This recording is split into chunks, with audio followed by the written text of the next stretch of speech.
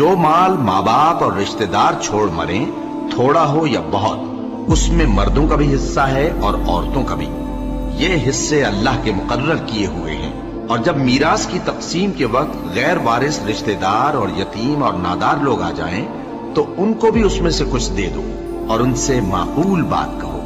اور ایسے لوگوں کو ڈرنا چاہیے جو ایسی حالت میں ہوں کہ اپنے بعد ننھے ننھے بچے چھوڑ جائیں اور ان کو ان کی نسبت خوف ہو کہ ہمارے مرنے کے بعد ان بیچاروں کا کیا ہوگا۔ پس چاہیے کہ یہ لوگ اللہ سے ڈریں اور درست بات کہیں۔ جو لوگ یتیموں کا مال ناجائز طور پر کھاتے ہیں وہ اپنے پیٹ میں آگ بھرتے ہیں اور ضرور دوزخ میں ڈالے جائیں گے۔